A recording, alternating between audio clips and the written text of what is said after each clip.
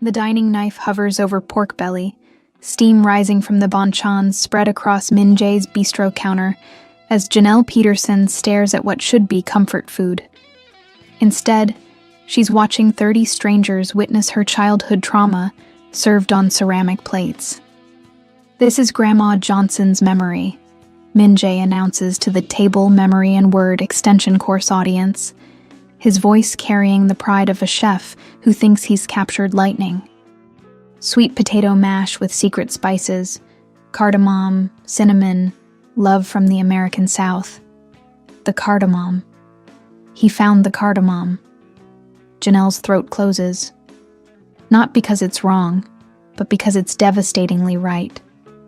Her grandmother made exactly this dish, but with cardamom she bought in shame, spice too fancy, for a poor black woman in 1960s Chicago. The ingredient that made her grandmother feel like she was stealing dignity 1 teaspoon at a time. The audience applauds. Someone whispers about cultural bridge building and authentic tribute. Min Jae's eyes find hers across the crowded bistro, expecting gratitude, appreciation, connection. Instead, Janelle sets down her chopsticks with surgical precision. "Don't," she says quietly, but her voice cuts through the warm chatter like winter wind. "Don't ever ask me about my family again." She walks out the back door, leaving behind her leather notebook, her dignity, and the debris of a partnership that just exploded before it could begin. But Min Jae does something unprecedented in his 45 years of controlled perfectionism. He follows her into the Seoul rain, abandoning a dining room full of paying customers to chase after a woman whose pain he doesn't understand, but somehow can't ignore. "Wait," he calls out, his chef's whites soaking through in the downpour. "Help me understand what I did wrong. Most of you listening aren't subscribed to our channel yet, but stories like this one, about real healing and second chances at love, take time to research and craft with the depth they deserve. If this beginning resonates with you, hit subscribe to encourage us to write more mature love stories that honor the complexity of starting over at 40. What happens when pride meets vulnerability? When good intentions collide with unhealed wounds? Can two people who've failed at love before learn to build something that lasts? 3 days before the catastrophic dinner, Janelle had walked into Seoul National University's Extension Program office carrying 42 years of accumulated defense mechanisms and a proposal that sounded better on paper than it felt in practice. "Table, memory, and word," she explained to Dr. So. Sarah Kim, the program coordinator whose geometric glasses and tailored suit suggested someone who valued precision over sentiment. Food as emotional archaeology. Students share family recipes, explore the stories behind comfort foods, use culinary memory as creative writing prompts.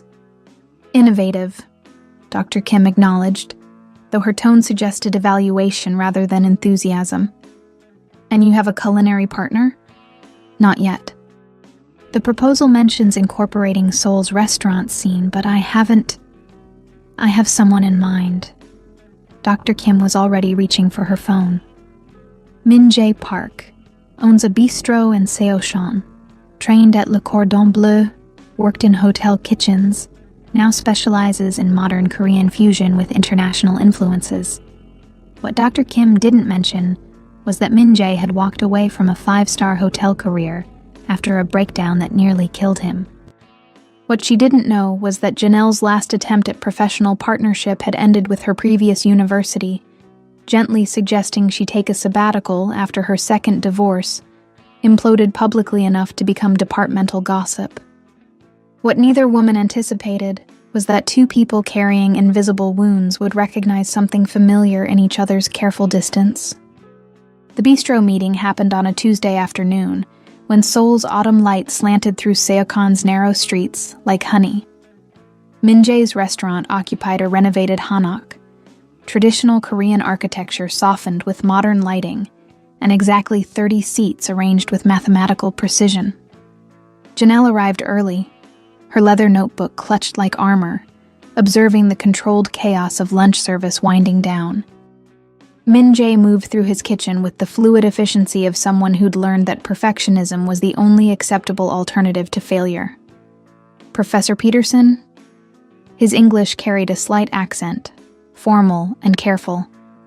Up close, he was older than his photos suggested, silver threading through black hair, lines around his eyes that spoke of exhaustion rather than laughter.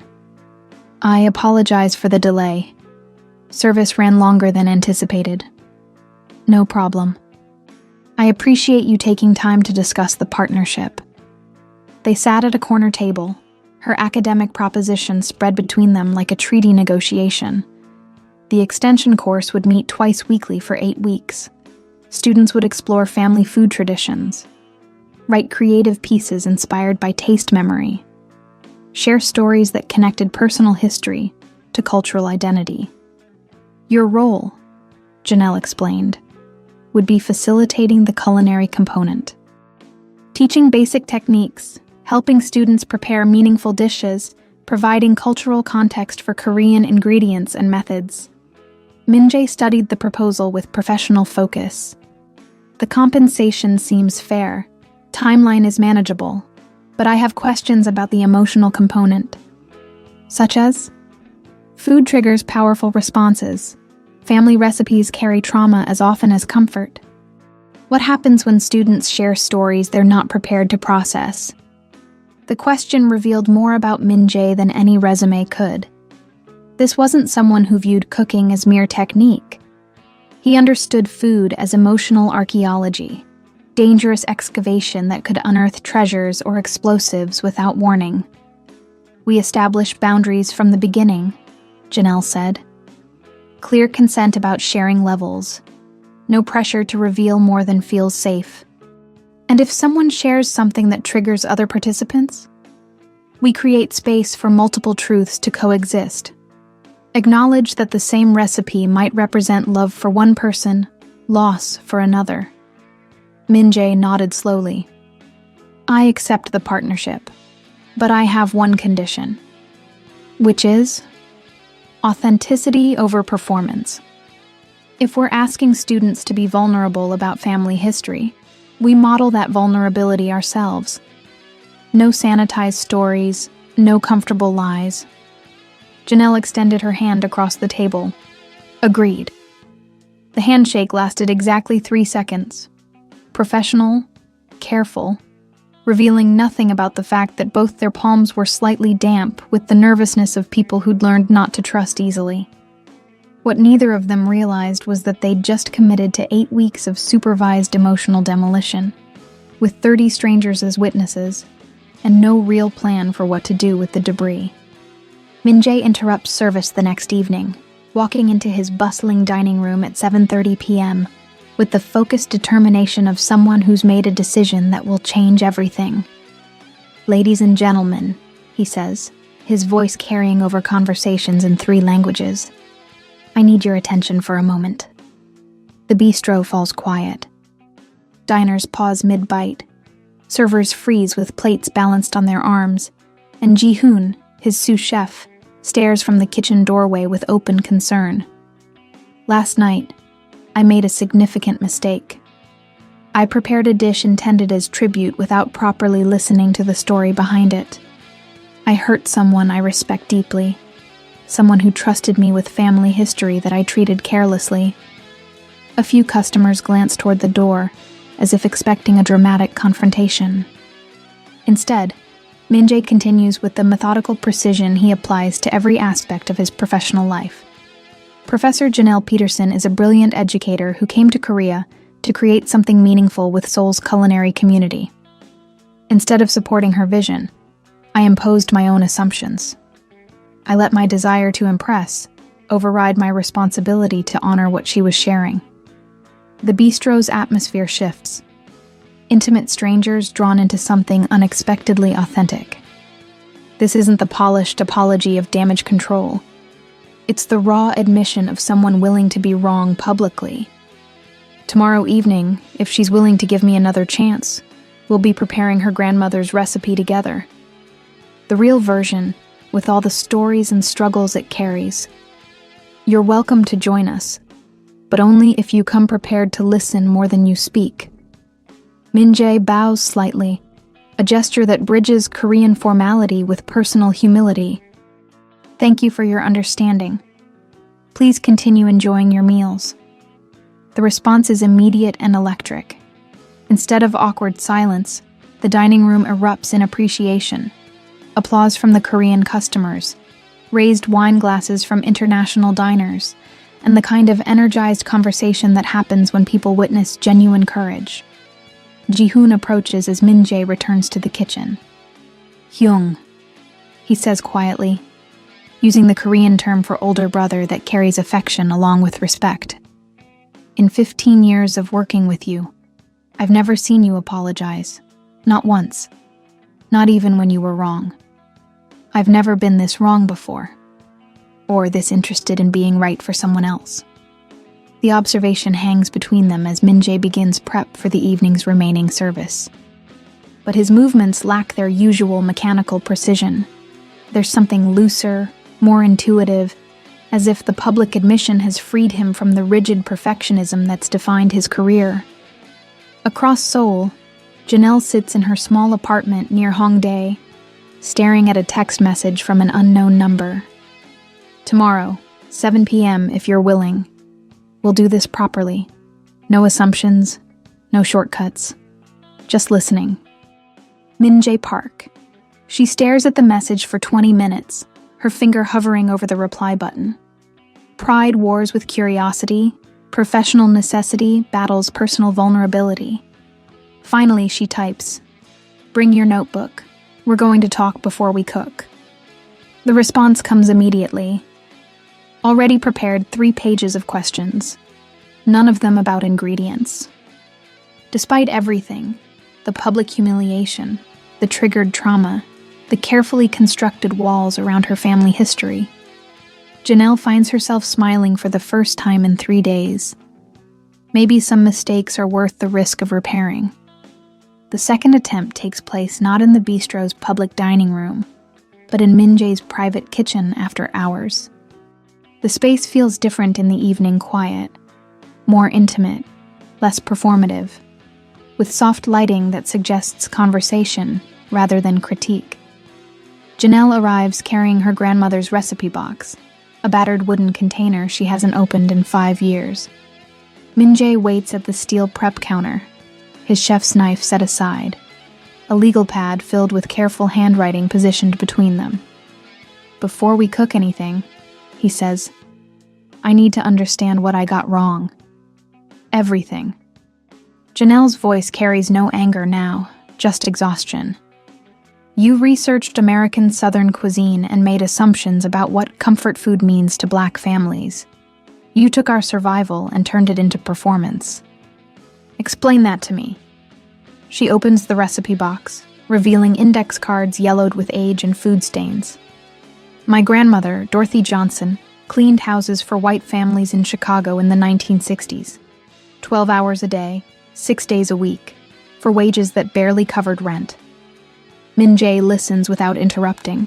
His professional focus shifted entirely to her words rather than technique. But she loved to cook. Loved taking cheap ingredients and transforming them into something that made our tiny kitchen feel like celebration. Sweet potatoes were affordable, filling, could stretch to feed whoever needed a meal. Janelle pulls out a specific card. Her grandmother's handwriting faded, but still legible. The cardamom wasn't traditional. Wasn't part of any family recipe passed down through generations. She discovered it by accident when she was cleaning a spice merchant's house, found a discarded container they were throwing away. She took it. She asked if she could have it. The woman gave it to her like charity, like she was doing this poor Black woman a favor by letting her have the exotic spice nobody wanted. Janelle's fingers traced the recipe card's edges. But Grandma Dorothy fell in love with that flavor.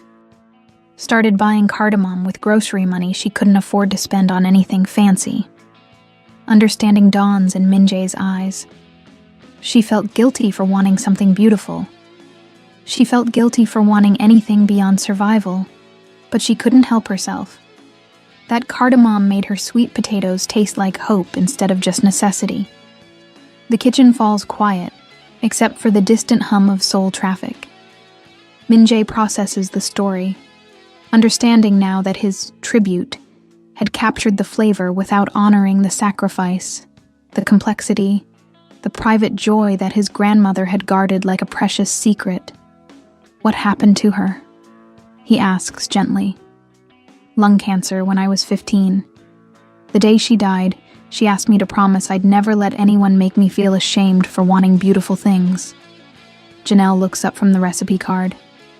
"And here I am, 42 years old, letting a chef I barely know serve my family's private pain to strangers as entertainment. That's not what I intended. I know, but intentions don't always protect against impact." Min-jae reaches for his knife, then stops. "Would you teach me? The real recipe with all the stories it carries? Not for the extension course, not for an audience, just for my own understanding." Janelle studies his face, looking for performative sympathy or professional calculation. Instead, she finds genuine curiosity, the rare willingness of someone prepared to be changed by what they learn. "The cardamom goes in at the end," she says, opening the spice container she's brought from home.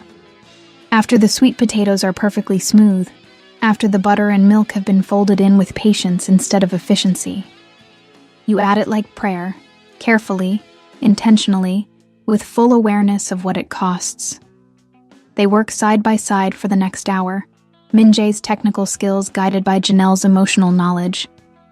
She teaches him about the specific sweetness that balances cardamom's intensity, about the texture that comes from hand mashing rather than mechanical processing, about the way certain spices carry memory across decades and continents. "It's beautiful," Min-jae says when they finally taste the finished dish together. "Complex in ways I didn't understand before. My grandmother would have liked you," Janelle says quietly. "She always said the best cooks were the ones willing to learn from their mistakes." They eat in comfortable silence, two people sharing something that's transformed from professional collaboration into unexpected intimacy.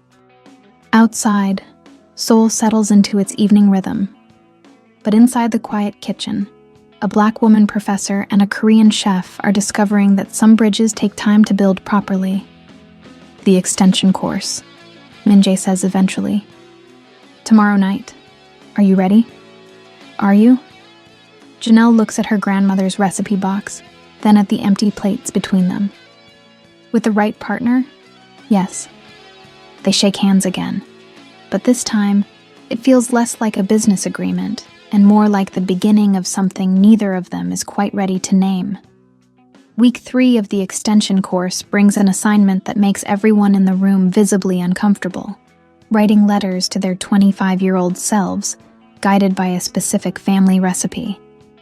"Choose a dish that represents who you thought you'd become," Janelle explains to the circle of students gathered in the bistro's reconfigured dining space. "Write to that younger version of yourself. Explain what the recipe means now, what you've learned about the distance between expectation and reality." The participants, a mix of Seoul residents, expat professionals, and university students, shift in their chairs. This isn't the comfortable cultural exchange they signed up for. This is emotional archaeology with witness protection. "I'll demonstrate," Min-jae says, surprising everyone, including Janelle. He moves to the kitchen's demonstration station, pulling out ingredients for what appears to be an elaborate French technique. Coq au vin, classic preparation, taught to me by a chef in Paris when I was 28. His hands work with automatic precision, breaking down the chicken, preparing the aromatic base, setting up multiple pans with the choreographed efficiency of professional service. "At 25, I thought mastery meant perfection," he continues, his voice carrying over the sound of onions hitting hot oil. "I believed that if I could execute every classical technique flawlessly, I would earn respect, recognition, the kind of culinary reputation that outlasts trends." Janelle watches him work, recognizing something in his careful movements, the way perfectionism becomes both shield and prison. "Dear 25-year-old Min-jae," he says, beginning to brown the chicken pieces. "You think success means never failing, never showing weakness, never needing help from anyone. You're going to spend 15 years proving how self-sufficient you can be." The bistro falls completely silent. Even the usual sounds of Seoul traffic seem muted, as if the city itself is leaning in to listen. You'll work 18-hour days in hotel kitchens where head chefs throw plates when you make mistakes. You'll smile through verbal abuse because you think endurance equals strength. You'll sacrifice friendships, relationships, your physical and mental health, all for the approval of people who will never see you as anything more than competent. The chicken sizzles as Min-jae adds wine to deglaze the pan, steam rising like incense in the warm kitchen air. And one day, you'll be standing in a 5-star hotel kitchen in Gangnam, preparing for the most important service of your career, when your hands will start shaking so badly you can't hold a knife. You'll tell yourself it's exhaustion, stress, too much caffeine, but it won't stop. Several students lean forward, drawn into confession that's become more intimate than any cooking demonstration should be. The panic attack will hit during the dinner rush. 300 covers, full dining room, Michelin reviewers at table 12. You'll collapse behind the garde-manger station, gasping for air, convinced you're dying. And the head chef will step over you to keep service running, because that's what you taught everyone to expect, that the work matters more than the person doing it. Min-jae adds herbs to the braising liquid, his movements slowing as memory intersects with technique. So here's what I wish I could tell you. 25-year-old Min-jae. Perfection is not the same as excellence. Isolation is not the same as independence. And the people worth knowing will love you more for your struggles than for your successes. He covers the pot, reducing the heat to a gentle simmer. This dish taught me patience, but it took me 15 years to understand that patience includes being gentle with yourself while you learn. The room sits in stunned silence. This level of vulnerability wasn't in the course syllabus, but it's exactly what the assignment was designed to evoke. The courage to examine the distance between who we thought we'd become and who we actually are. Janelle realizes it's her turn to model the exercise. She moves to her own workspace, pulling out ingredients for what appears to be a simple cornbread recipe. "My turn," she says, her voice steadier than she feels. "Dear 25-year-old Janelle, you think intelligence will protect you from making stupid decisions about love?" The confession comes easier than she expected. Perhaps because Min-jae's honesty has created permission for everyone in the room to be equally real. You're going to marry someone who looks good on paper, educated, ambitious, shares your academic interests. You'll mistake compatibility for connection, shared goals for shared values. And you'll spend 8 years trying to fix a relationship that was broken from the beginning because neither of you was brave enough to admit you didn't actually like each other. She measures cornmeal with the automatic precision of someone who's made this recipe hundreds of times. Then you'll do it again. Different person, same mistake. You'll choose safety over authenticity. Convince yourself that settling is mature. That compromise means sacrificing the parts of yourself that feel too much, want too much, dream too foolishly. The batter comes together quickly, but Janelle's hands slow as she approaches the difficult part of the story. And you'll end up 40 years old, twice divorced, sitting in faculty meetings where colleagues whisper about your personal instability while you nod and pretend their opinions don't matter. You'll volunteer for international assignments not because you love travel, but because running away feels easier than staying in one place long enough for people to see how badly you've failed at the things that should come naturally. She pours the batter into a cast-iron skillet, the same type her grandmother used, inherited through generations of women who learned to make beauty from whatever ingredients they could afford. But here's what you need to know, 25-year-old me. Those failures will teach you more about love than your successes ever could. The marriages that didn't work will show you what you actually need from a partner. The loneliness will teach you to enjoy your own company. And the mistakes will give you compassion for other people's imperfect choices. The cornbread goes into the oven, filling the bistro with the warm smell of comfort food that transcends cultural boundaries. This recipe represents home to me, Janelle continues. Not perfect home, not Instagram-worthy home, but real home. The place where your mistakes are acknowledged without shame. Where growing up means getting better at loving yourself and others. Not just getting better at hiding your weaknesses. When both dishes are ready, the entire group shares the meal in contemplative quiet. The coq au vin is technically flawless, complex, and sophisticated. The cornbread is simple, honest, deeply satisfying. Together, they represent two approaches to nourishment. One earned through struggle, one inherited through love. Next week, Janelle announces as students prepare to leave, bring a recipe that represents forgiveness, either forgiving someone else or learning to forgive yourself. After the bistro empties, Min-jae and Janelle clean the kitchen together in comfortable silence. The evening feels different somehow, less like professional collaboration, more like intimate friendship. That was harder than I expected, Min-jae admits, drying the last of the dishes. But necessary. Do you think they'll come back next week? All of them. What you did tonight, sharing your panic attack story, that gave everyone permission to be real. That's what people are actually hungry for.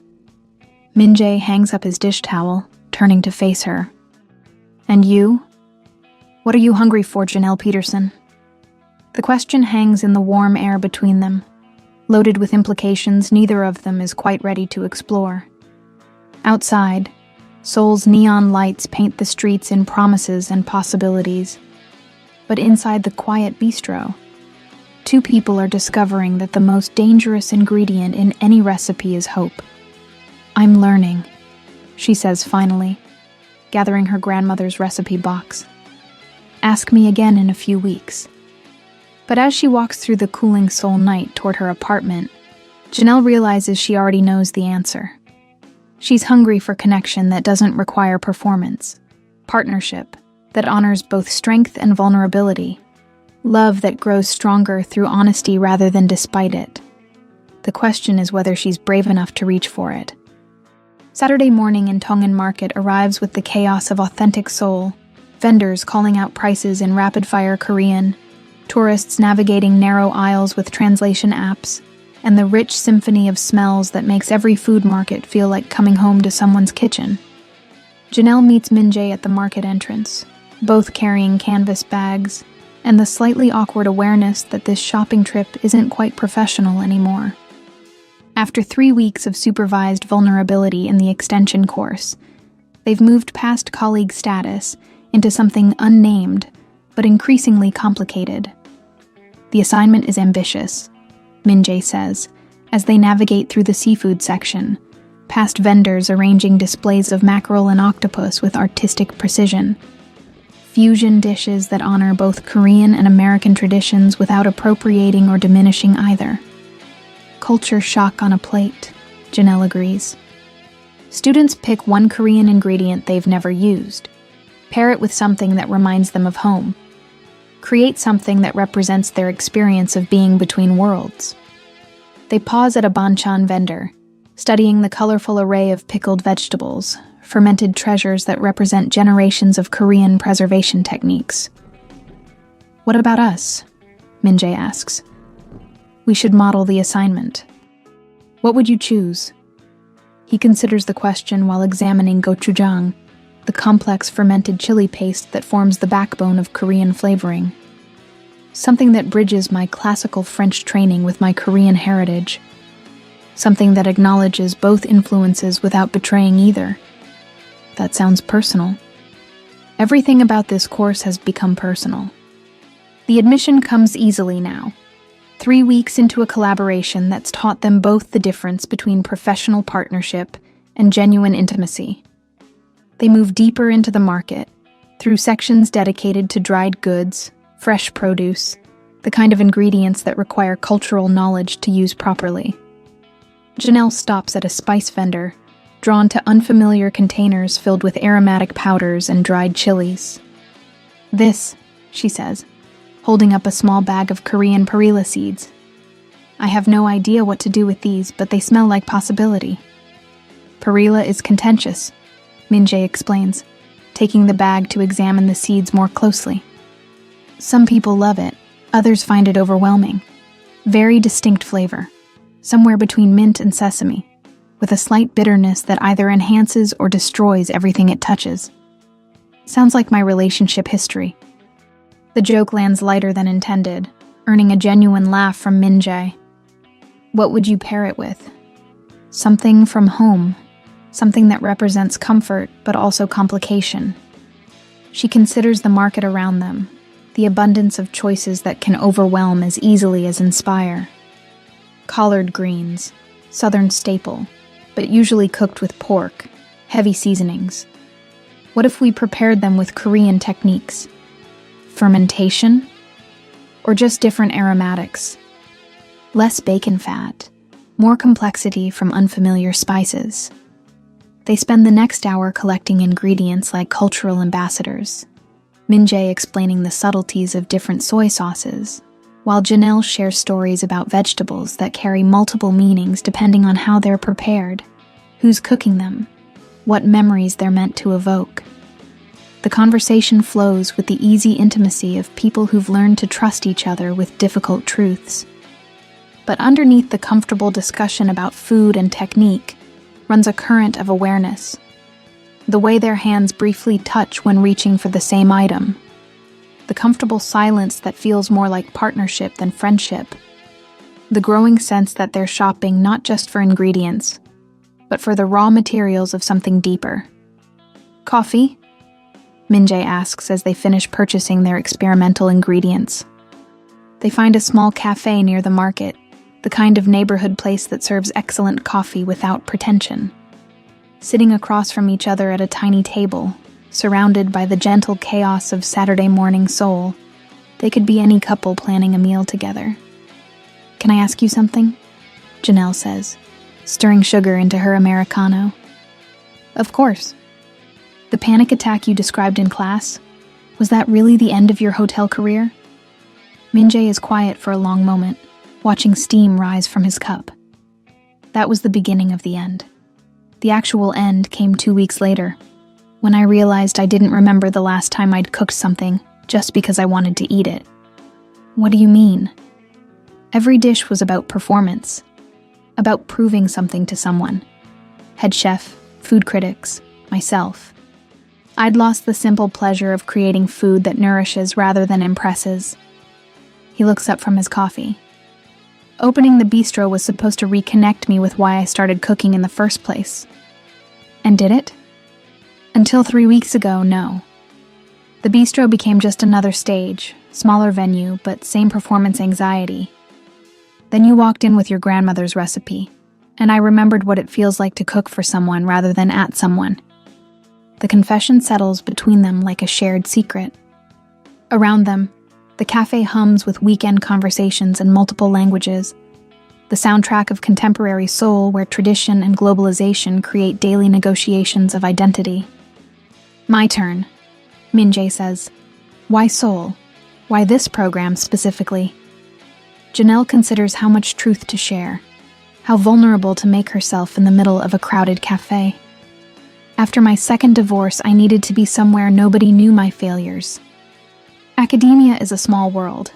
Everyone knows everyone's business, especially when that business involves public relationship disasters. Seoul was escape. Seoul was possibility. A chance to create something meaningful without the weight of everyone's expectations, without having to explain or justify my choices." She pauses. "Also, Korean culture has this beautiful concept of nunchi, social awareness, emotional intelligence, the ability to read situations and respond appropriately. I wanted to learn from that. And have you learned? I'm learning that emotional intelligence isn't the same as emotional armor. that protecting yourself from vulnerability also protects you from connection. The observation hangs in the air between them, heavy with implication. They're both learning, both changing, both discovering that the extension course has become as much about their own growth as their students' exploration of food and memory. The fusion assignment, Min-jae says eventually. When should we test our recipes? Tonight? My apartment has a better kitchen for experimentation, more space to make mistakes without an audience. The invitation is practical, logical, completely reasonable. It's also the first time either of them has suggested spending time together outside the structured boundaries of their professional partnership. Should I bring wine? Only if you want to see how badly I can mess up Korean ingredients when I'm relaxed. They walk back through Tongan Market together, their bags heavy with experimental groceries, their conversation light but loaded with unspoken possibilities. Seoul's autumn afternoon wraps around them like permission to take risks, to try combinations that might fail spectacularly or succeed beautifully. Neither of them acknowledges that tonight feels different, that cooking together in Janelle's private space crosses a line they've been approaching carefully for weeks. They're not quite ready to name what's growing between them, but they're both brave enough to explore it one ingredient at a time. The market bustles around them as they separate at the subway entrance, each carrying their share of groceries, and the quiet excitement of people who've just made a plan that might change everything. Janelle's apartment in Hongdae reflects her temporary but extended status in Seoul. Furnished but not personalized, functional but not quite home. She's arranged ingredients across her small kitchen counter when Min-jae arrives, carrying wine and a wrapped package that piques her curiosity. "What's that?" she asks, accepting the bottle of Korean wine he's selected. "Something I thought might interest you." He unwraps the package, revealing 2 ceramic bowls, one pristine and white, the other obviously repaired with golden veins running through hairline cracks. Kintsugi technique, adapted from Japanese pottery repair. Janelle examines the repaired bowl more closely, running her fingers along the golden lines that transform breakage into beauty rather than concealment. It's stunning. The cracks are part of the design. The philosophy is that breakage and repair are part of an object's history, not something to disguise or discard. The gold makes the piece more valuable than it was originally. Min-jae sets both bowls on her counter. "I thought about our conversation last week, about mistakes and learning to forgive ourselves. The gift is thoughtful in ways that extend beyond its aesthetic appeal.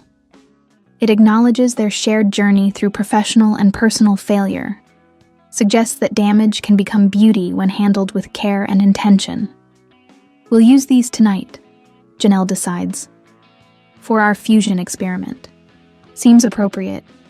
Taking familiar ingredients, breaking them down, rebuilding them into something new." They work side by side in her compact kitchen, their movements initially careful as they navigate the intimacy of domestic space. But cooking together creates its own rhythm, and soon they're collaborating with the easy efficiency they've developed over weeks of professional partnership.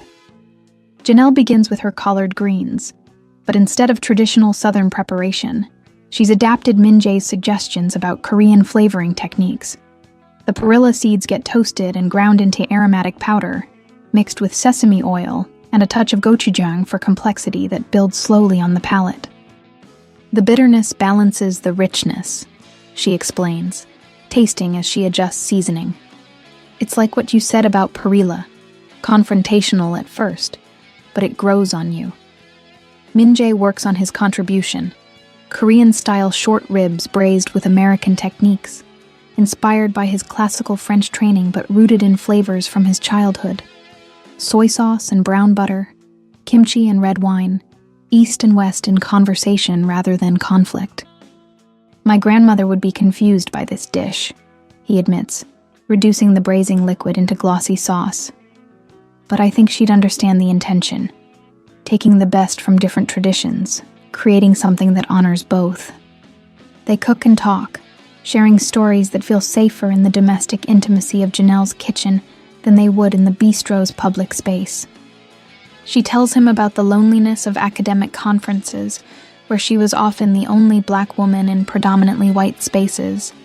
How food became her way of connecting with colleagues who didn't always know how to relate to her professional success. He shares details about his panic attack that he didn't reveal to the extension class, the weeks of insomnia that preceded it, the way perfectionism had become indistinguishable from self-destruction, the moment he realized that his pursuit of culinary excellence had cost him every meaningful relationship in his life. "I haven't cooked for someone I cared about in years," Min-jae admits as they plate their fusion experiments in the kintsugi bowls. Everything was either professional obligation or personal sustenance. Never both. What changed? You, this project. Remembering that food can be conversation, not just consumption. The admission hangs between them as they sit down to taste their creations.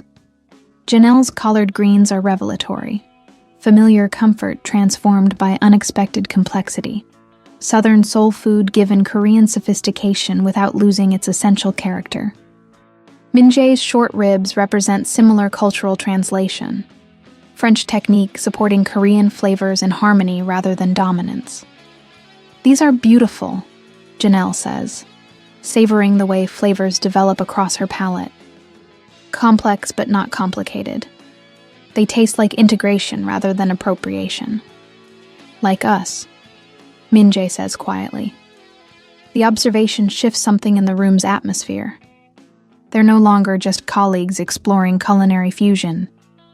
They're two people acknowledging that their professional partnership has become personal, that their careful collaboration has developed into something that feels dangerously close to intimacy. "Min-jae," Janelle starts, but he interrupts gently. "I know. This complicates things. The extension course, our professional relationship, the careful distance we've been maintaining. It does. Are you sorry?" She considers the question while examining the golden veins in the repaired ceramic bowl, thinking about damage transformed into beauty, about the courage required to rebuild something better from broken pieces. "No," she says finally. "I'm not sorry. Nervous, maybe. Uncertain about timing and wisdom, and whether we're ready for whatever this is becoming. But not sorry." Min-jae reaches across the small table, his fingers finding hers. "What if we approach this like cooking? Start with good ingredients. Be patient with the process. Adjust seasoning as we go. And if it doesn't work, then we learn from the failure. But Janelle," his voice carries the same intensity she heard when he apologized publicly in the bistro. "I've spent 3 years since my breakdown avoiding anything that felt risky. Professional risks, emotional risks, the possibility of caring about someone enough to be hurt by loss. And now I think the biggest risk might be letting fear prevent me from trying." They sit in the soft light of her apartment, holding hands across a table set with experimental fusion cuisine in ceramic bowls that celebrate repair rather than perfection. Outside, Hongdae's nightlife creates its usual symphony of youth and possibility, but inside Janelle's kitchen, two people in their 40s are discovering that some forms of nourishment can't be planned or controlled, only received with gratitude when they appear. The evening ends with gentle goodbyes and careful kisses, the kind of physical affection that acknowledges emotional territory newly claimed but not yet fully explored. They're both careful, both aware that they're handling something fragile and valuable. "Next week," Min-jae says as he prepares to leave, "the students present their fusion dishes. And us? What do we present? Honesty. Whatever this is, we don't hide it from them. They've trusted us with their vulnerability. We owe them the same respect." After he leaves, Janelle sits alone in her kitchen, washing the kintsugi bowls with extra care. She thinks about damage and repair, about the courage required to show people your cracks instead of pretending perfection, about the possibility that love at 40 might be different from love at 25 or 35, less desperate, more intentional, built on foundation of self-knowledge rather than fantasy. The golden veins in the ceramic catch the light as she dries each bowl. Beautiful evidence that some things become more valuable precisely because they've been broken and mended with care. Maybe, she thinks, second chances at love work the same way. The expansion offer arrives on a Tuesday morning when Seoul's autumn light slants through the bistro windows like promise, turning ordinary breakfast service into something cinematic. Min-jae reads the email twice before calling Janelle, his voice carrying excitement and uncertainty in equal measure. Gangnam investor wants to meet. Restaurant group interested in scaling the concept. Multiple locations, expanded menu, potential franchise opportunities. That's incredible, Janelle says, though something in her tone suggests complicated feelings about success, arriving precisely when life has become perfect at its current scale. When do they want to meet? This afternoon. 2:00 at their offices. The meeting takes place in a glass tower that represents everything Min-jae thought he wanted when he first entered Seoul's culinary scene.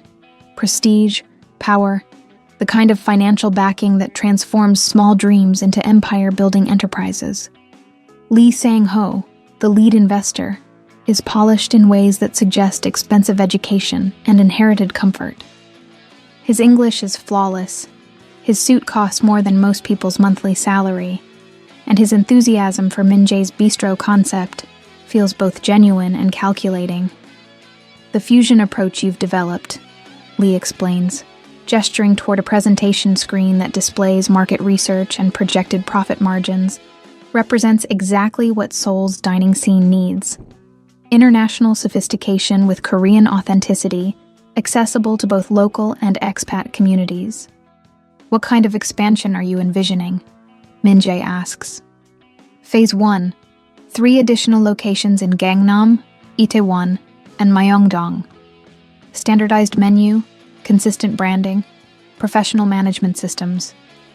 Lee clicks through slides showing architectural renderings of sleek dining spaces that look nothing like Min-jae's intimate Seocheon bistro.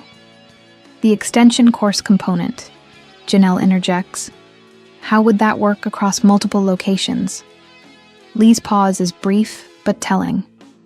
We'd need to streamline that aspect. Perhaps monthly workshops instead of ongoing classes. More focus on the culinary experience, less emphasis on the personal storytelling component. Less emphasis on the personal storytelling, Janelle repeats slowly. Market research indicates that diners want authentic cultural exchange, but they prefer it curated rather than raw. Professional presentation rather than amateur emotional processing. The language is diplomatic, but the message is clear. Lee's investment group sees value in the concept's surface elements while viewing its emotional core as commercially problematic. They want the performance of vulnerability without its messy reality.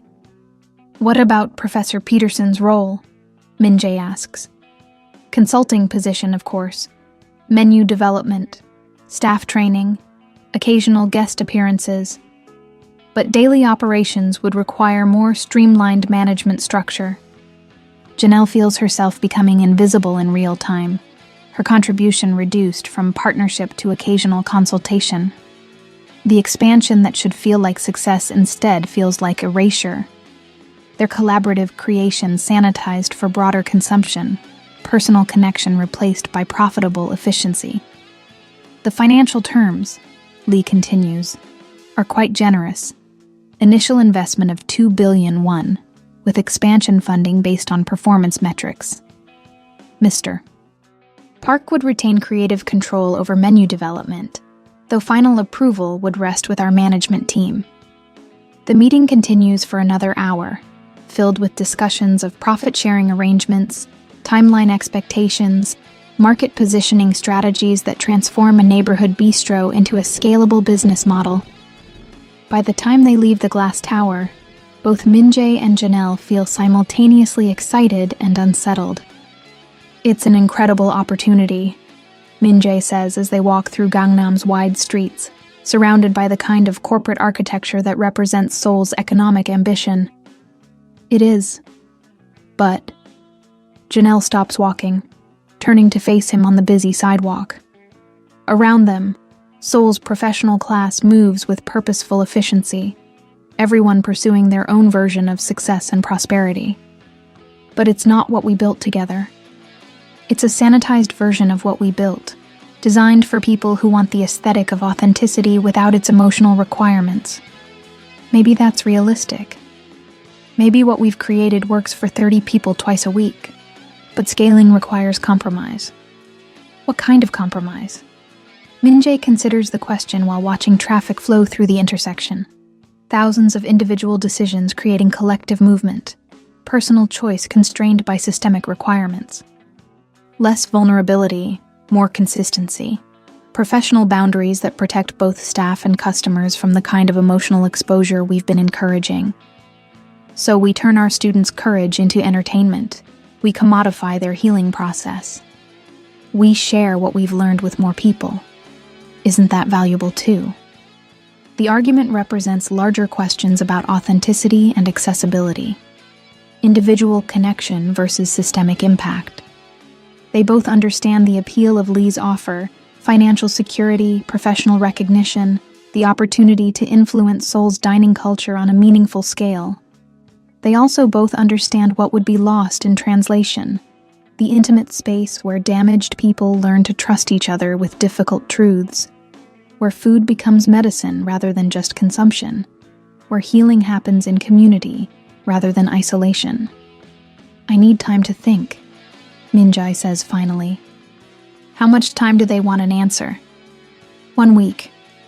As they ride the subway back to Seocheon, both are quiet, processing the weight of decisions that will determine not just their professional futures, but the nature of their partnership. Success has arrived wearing the wrong face, offering everything they thought they wanted, while requiring them to sacrifice everything that makes their current work meaningful. The bistro feels different when they return. Smaller, but more precious. Intimate, rather than limiting.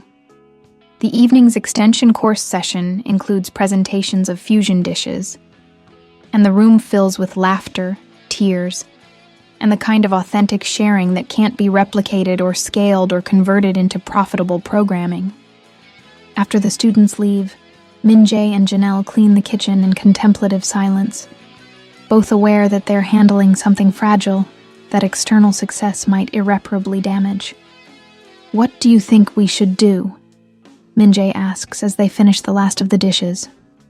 "I think," Janelle says carefully, "we should ask ourselves what our grandmother Dorothy and your classical French training and my 2 failed marriages and your panic attack have taught us about the difference between success and satisfaction. And what's that? That some things become more valuable when they remain small enough to handle with care." But even as she says it, Janelle knows the decision isn't simple. Financial security, professional recognition, and the opportunity to help more people are valuable considerations. The question is whether growth requires losing the essential qualities that make growth worthwhile. They lock up the bistro together, stepping into Soul's cooling night air with unresolved tension, and 7 days to decide between dreams they thought they wanted and reality they've learned to love. The job offer from Northwestern University arrives via email on Thursday morning, forwarded through academic networks that still remember Janelle Peterson as a promising scholar whose personal life temporarily derailed her professional trajectory. The position is everything she thought she wanted when she first applied for international opportunities: tenure track, immediate start, full benefits, and the kind of intellectual prestige that comes with teaching at a top-tier American institution. Janelle stares at the email for 20 minutes, her cursor hovering over the reply button while Soul's morning traffic creates its usual symphony outside her apartment window. 6 months ago, this opportunity would have felt like salvation. Now it feels like escape, and she's no longer certain whether escape is cowardice or wisdom. Her phone buzzes with a text from Min-jae. Investor wants answer by Monday. Can we talk tonight? The timing feels like the universe presenting a test she's not prepared to take. Northwestern offers security, predictability, return to a world where her professional competence isn't complicated by personal vulnerability. The Gangnam expansion offers financial reward, but requires compromising everything that's made the past 2 months meaningful. And staying in Seoul without either opportunity means accepting uncertainty, choosing love over security, betting on partnership that has no guarantees beyond their daily choice to keep choosing each other. She responds to Min Jae. My place, 7 p.m. We need to talk. The day passes in slow motion, teaching her regular university courses while mentally composing resignation letters, decline letters, acceptance speeches for possibilities she's not sure she wants. By evening, she's rehearsed conversations that range from confident decision-making to complete emotional breakdown. Min Jae arrives carrying groceries instead of wine, his expression suggesting he's made decisions of his own. I'm turning down the expansion, he says, without preamble, setting bags on her kitchen counter. The numbers were impressive, but the cost was everything we've built together. Min Jae, let me finish. He begins unpacking ingredients. Simple things. Comfort foods that suggest cooking for solace rather than performance. I've spent most of my adult life chasing other people's definitions of success. The Gangnam offer represents more of the same.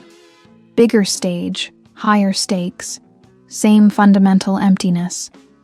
Janelle watches him move through her kitchen with automatic efficiency, preparing to create sustenance while navigating emotional complexity. What about financial security, professional recognition, the opportunity to impact more people? What about the 30 students who trust us enough to share their family secrets?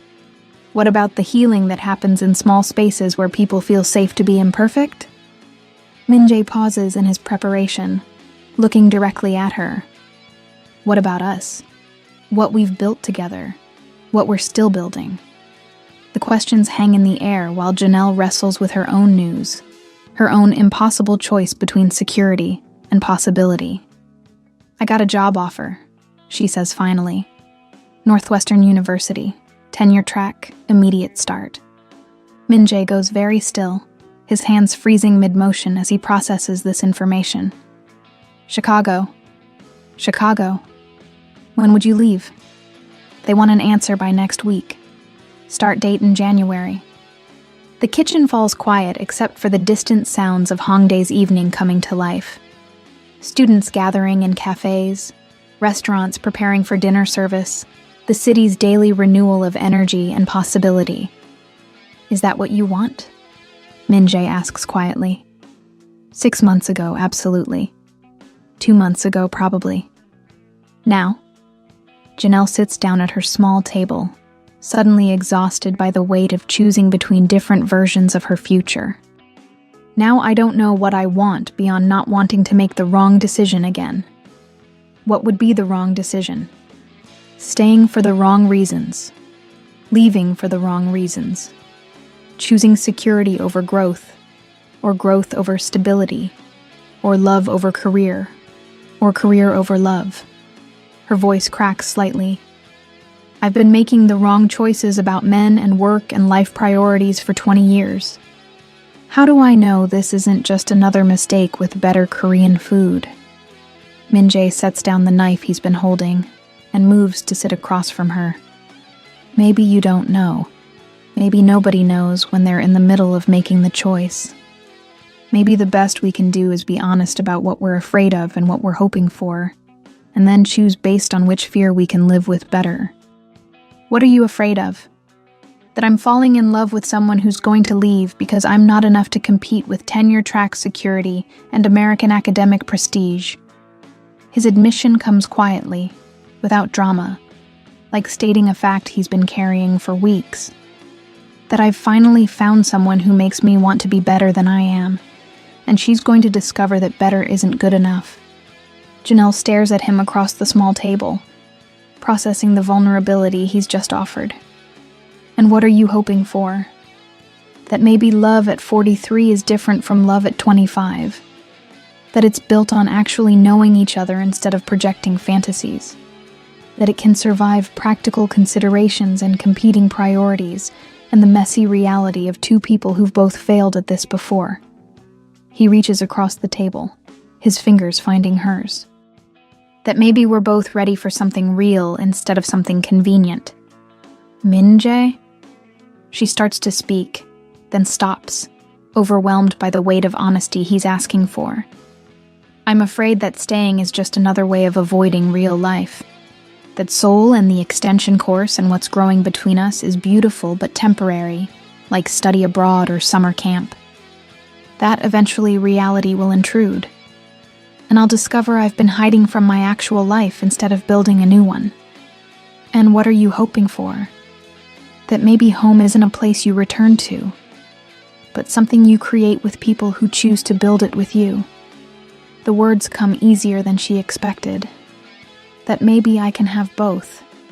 Meaningful work and meaningful connection. Professional growth and personal happiness. Career success and emotional intimacy. That maybe I don't have to choose between the life I planned and the life that's actually available.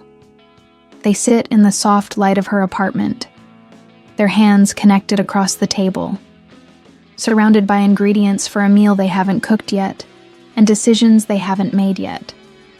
The Northwestern offer, Min-jae says eventually. How long do you have to decide? 1 week.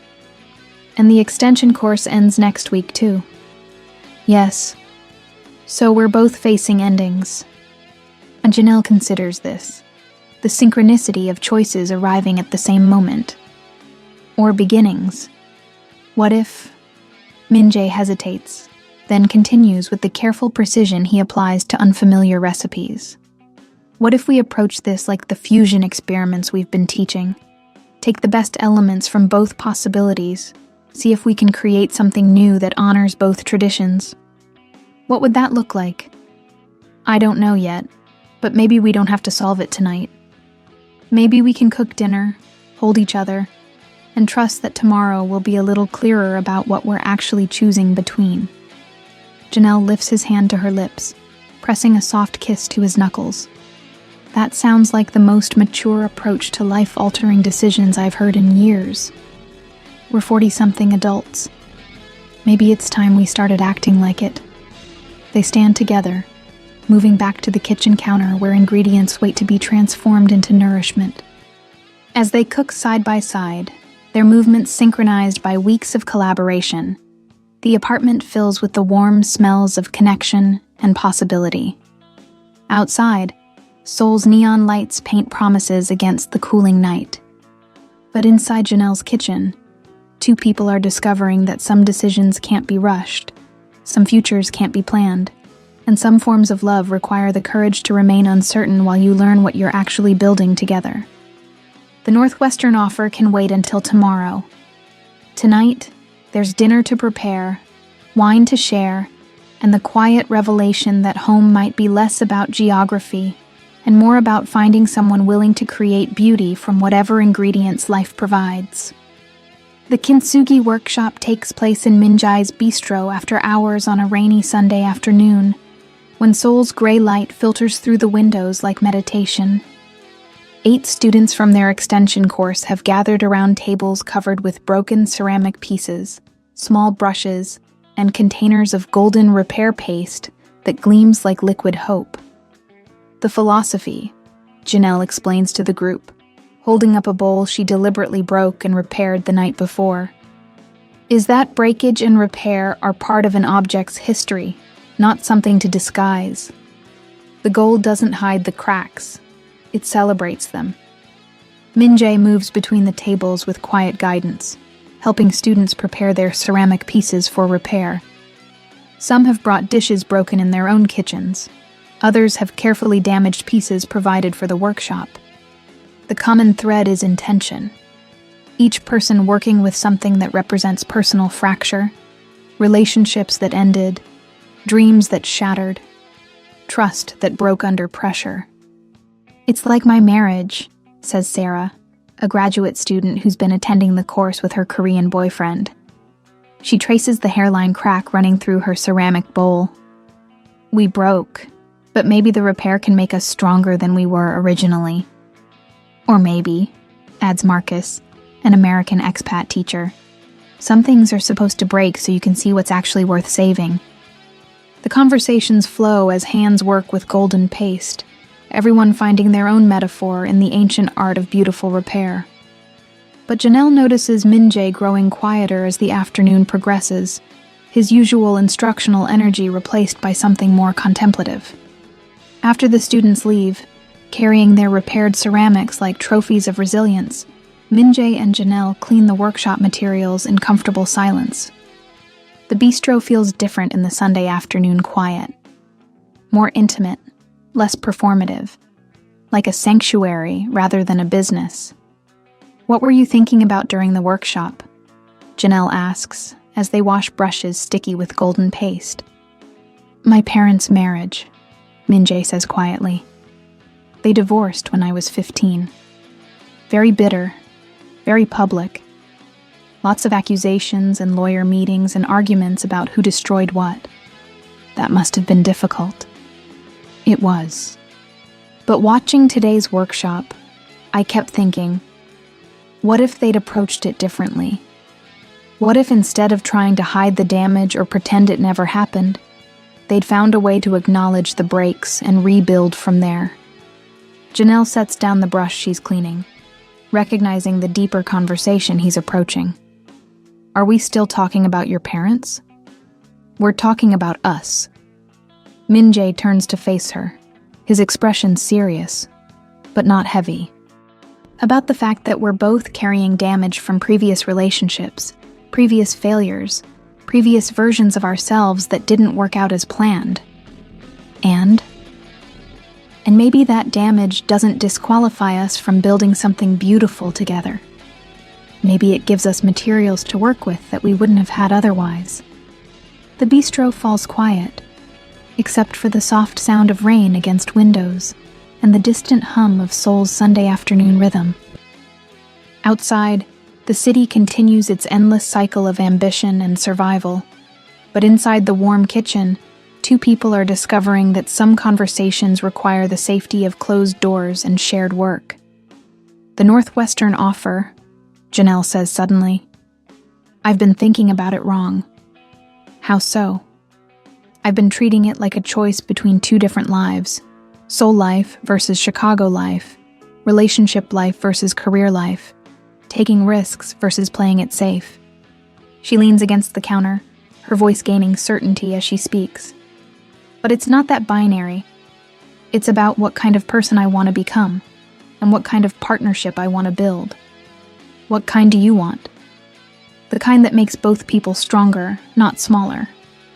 The kind that encourages growth instead of requiring sacrifice. The kind that honors ambition and vulnerability in equal measure." Janelle meets his eyes. "I want to build something with someone who challenges me to be better while accepting me as I am. Or even if that means long distance for a while. Even if it means navigating academic schedules and restaurant hours and the logistics of two people with demanding careers." The questions address practical concerns they've been avoiding. The reality that love at 40-something comes with established careers, financial obligations, professional commitments that can't be easily rearranged for romantic convenience. "Even then," Janelle says, "maybe especially then. Maybe the relationships that require real work, real communication, real intentionality are the ones worth having." Min-jae moves to stand beside her, close enough that she can see the silver threads in his dark hair, the small scar above his left eyebrow from a kitchen accident years ago, the careful way he considers her words before responding. "I called Northwestern this morning," he says quietly. Janelle's heart stops. "You what?" "I know people there. Culinary connections, restaurant consultants who work with their hospitality program. I wanted to understand what you'd be walking into, whether there might be opportunities for collaboration." Min-jae. Turns out they have a new interdisciplinary program launching next fall. Food studies, cultural anthropology, creative writing, exactly the kind of boundary-crossing work you've been developing here. His voice carries excited discovery. And they're looking for industry partners, people who can provide practical culinary experience to complement academic theory. The implication hangs in the air between them like possibility made tangible. Not choosing between Seoul and Chicago, but creating something that bridges both. Not sacrificing relationship for career, but building partnership that supports both people's professional growth. You'd consider moving to Chicago? I'd consider moving anywhere with you. But more than that, I'd consider building something new that honors both our dreams instead of requiring one of us to abandon theirs. Janelle stares at him, processing the magnitude of what he's suggesting. That's terrifying. Why? Because it's exactly what I want. Because it requires trusting that we're building something strong enough to survive major life changes, geographical transitions, the stress of starting over in a new place. She pauses. Because it means admitting that what we have is real enough to be worth rearranging my entire life around. Is it? The question deserves an honest answer, and Janelle realizes she's known the truth for weeks without having the courage to voice it. Yes, she says simply. What we have is real. What we're building is worth protecting and nurturing and fighting for.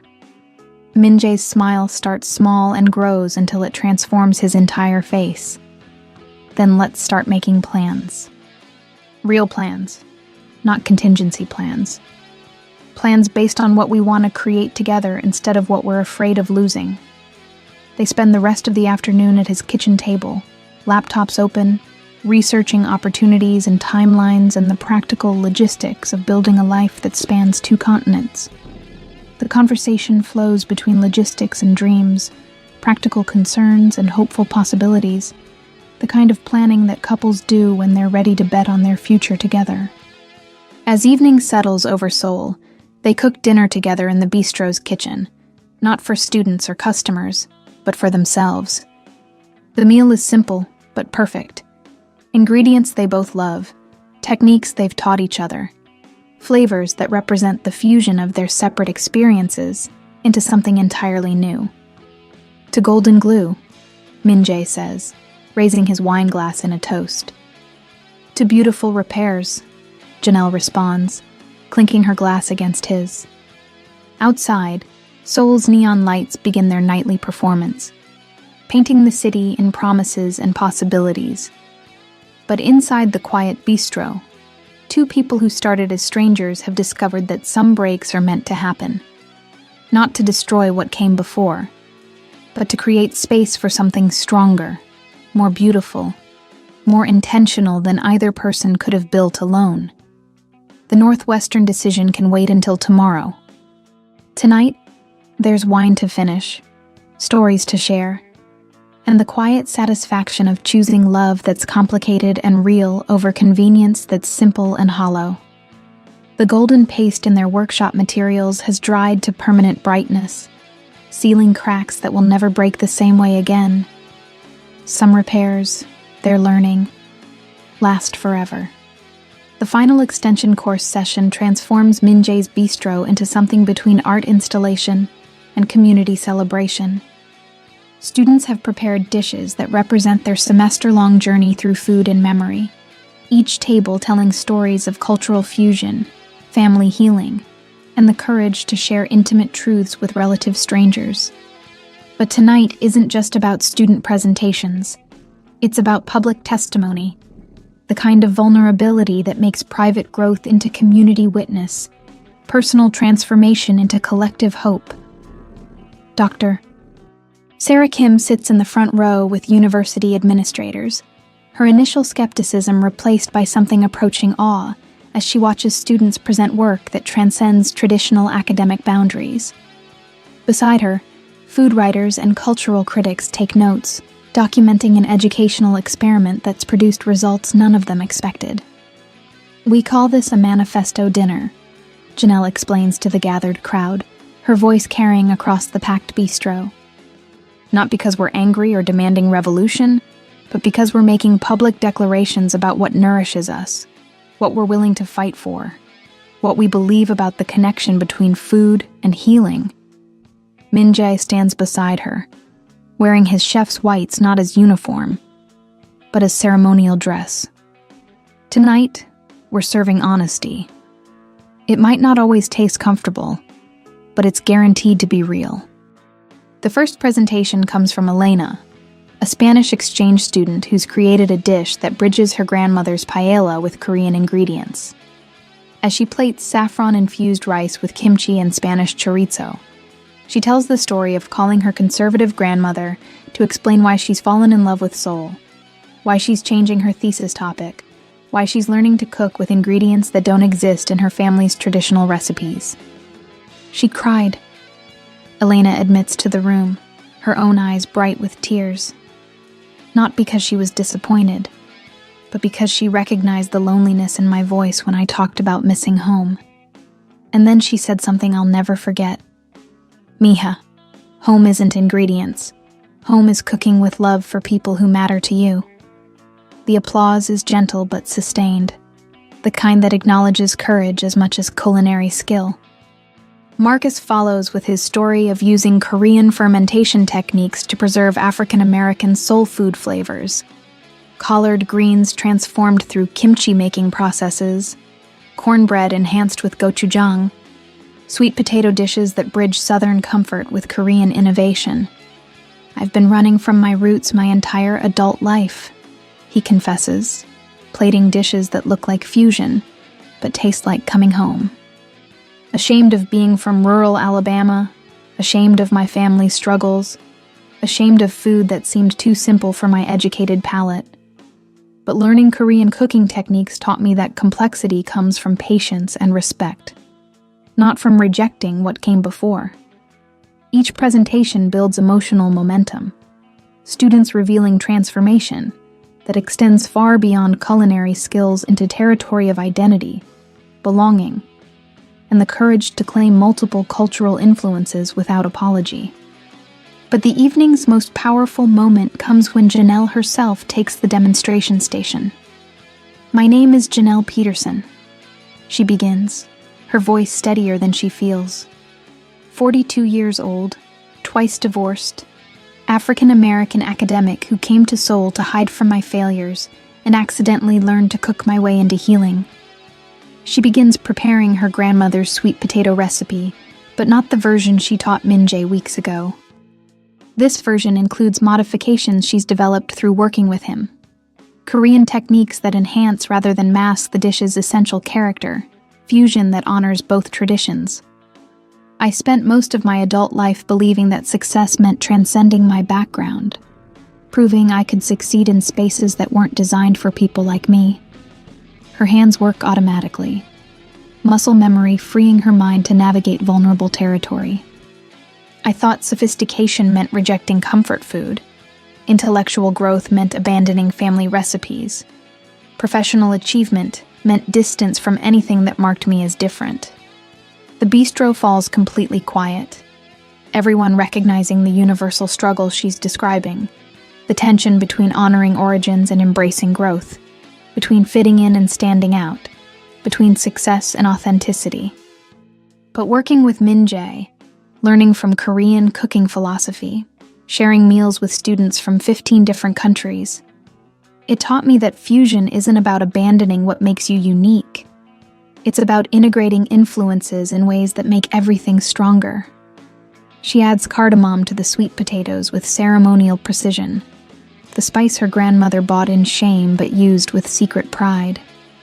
This dish represents 3 generations of women who loved food despite economic constraints, who created beauty from whatever ingredients they could afford, who passed down recipes along with lessons about dignity, creativity, and the kind of love that nourishes bodies and souls. Min-jae approaches the cooking station, not to assist, but to stand beside her as she works. The gesture speaks of partnership that supports without overwhelming, presence that honors without intruding. And it represents partnership with someone who taught me that vulnerability isn't weakness, that sharing your story makes you more powerful, not less. That love, real love, doesn't require you to become smaller or simpler or safer. It challenges you to become more fully yourself. She looks directly at Min-jae as she plates the finished dish, her eyes bright with tears and determination. Which is why I'm making a public declaration tonight. A manifesto about choosing growth over security, partnership over independence, love that requires courage over convenience that demands nothing. The room holds its collective breath, sensing announcement that will shift everything. I've accepted the position at Northwestern University starting in January. But I'm not going alone. She turns to address the full room, her voice carrying across tables filled with fusion dishes and faces displaying hope, curiosity, concern. Min-jae is coming with me to Chicago, where we'll be developing a new interdisciplinary program that bridges culinary arts with cultural studies, academic research with community engagement, the kind of education that feeds minds and bodies simultaneously. The applause erupts like celebration, but Janelle raises her hand for continued attention. More importantly, we're getting married. Really married, not contract married or convenience married, but choose each other everyday married. Because we've learned that the best fusion happens when two complete individuals decide to create something together that's stronger than either could build alone. Min-jae steps forward, pulling a small box from his apron pocket. Janelle Peterson, he says, his voice carrying across the quiet bistro. Will you marry me for real this time? Will you build a life with me that honors both our dreams, both our histories, both our commitments to creating nourishment that matters? The proposal is public but intimate, witnessed by students who've shared their own vulnerable stories, surrounded by the smells of fusion dishes that represent courage and creativity, and the willingness to risk failure in pursuit of something beautiful. Yes, Janelle says, her voice breaking with joy. Yes to Chicago. Yes to marriage. Yes to building something together that neither of us could imagine alone. The ring is simple, a band of white gold with small diamonds that catch the bistro's warm lighting. But the symbolism is complex. Commitment that's been tested through vulnerability, partnership that's been forged through shared work, love that's been chosen rather than stumbled into. As Min-jae slides the ring onto her finger, the entire bistro erupts in applause, cheers, and the kind of celebration that happens when people witness authentic transformation rather than performance. Dr. Sarah Kim approaches them as the evening winds down, her usually reserved demeanor softened by what she's witnessed. This program, she says, gesturing toward tables still laden with fusion dishes and stories of cultural bridge building, it's exactly what education should be. Personal growth that serves community need, individual healing that creates collective understanding. Will the university support replicating it? Janelle asks. The university will do whatever it takes to keep this model alive. And when you're ready to expand it internationally, Seoul National will be your first partner institution. As students help clean the bistro and pack leftover food for anyone who wants to continue the evening's conversations, Janelle and Min-jae find themselves alone in the kitchen, where their partnership first began to shift from professional to personal. No second thoughts? Min-jae asks, washing dishes with automatic efficiency. Only about timing. Whether January is too soon, whether we should wait until summer, whether long-distance engagement is romantic or just logistically complicated. And what conclusion did you reach? That we're both 40-something adults who've waited long enough for the right person to build a life with. That if we're going to take risks, we should take them together.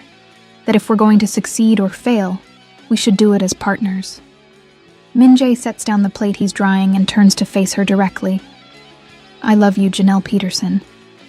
I love your intelligence, and your vulnerability, and your terrible jokes, and your fierce loyalty to students, and your grandmother's sweet potato recipe, and the way you make me want to be braver than I've ever been. I love you too, Min-jae Park. I love your precision and your generosity, and your willingness to apologize publicly when you make mistakes, and the way you see potential in ingredients everyone else would discard, and how you've taught me that healing happens in community, not isolation. They kiss in the quiet kitchen, surrounded by the debris of their students' culinary experiments and the promise of their own uncertain but hopeful future. Outside, Seoul glitters with its endless ambitions. But inside the bistro that brought them together, two people have found something rarer than success or security. They found partnership that makes both people more themselves, love that requires growth rather than stagnation, commitment that's been chosen rather than convenient. The manifesto dinner is over, but the real manifesto, the daily choice to build something beautiful together, is just beginning. 6 months later, the Chicago program is thriving in ways that exceed everyone's expectations. The university's new Center for Culinary Cultural Studies occupies a renovated warehouse space in Pilsen, equipped with professional kitchens, lecture halls, and community dining areas that host weekly dinners, bridging academic research with neighborhood engagement. But it's Sunday afternoons that have become Janelle and Minjae's favorite time, when they close the center to students and open it to themselves, cooking simple meals that represent their ongoing fusion, not just of cuisines, but of lives. Today's menu reflects their current reality. Korean-style fried chicken, with sides inspired by Janelle's southern roots. Banchan dishes that incorporate ingredients from Chicago's diverse markets. And desserts that represent their collaborative sweet tooth, rather than any traditional cuisine. The food is delicious but not precious, complex but not competitive, nourishing without being performative. The review comes out tomorrow, Minjae says, plating their experimental dessert, a sweet potato souffle with cardamom ice cream and gochujang caramel sauce. Chicago Tribune food critics spent 3 hours interviewing students last week. Nervous? Janelle asks, though she's learned to read his expressions well enough to know he's more excited than anxious. Curious. It's the first time our work has been evaluated by someone focused purely on food, rather than educational impact or cultural bridge building. He pauses in his plating, considering. What if they don't understand what we're actually doing here? Then they'll learn, or they won't, and we'll keep doing it anyway because it matters to the people who matter to us. The answer represents growth for both of them. Janelle's movement away from external validation as primary motivation. Minjae's acceptance that meaningful work doesn't require universal approval. 6 months of marriage, professional partnership, and the daily reality of building a life together has taught them both the difference between performance and authenticity. Their apartment is a 10-minute walk from the center, a renovated loft space that feels like home in ways neither of their previous places ever did.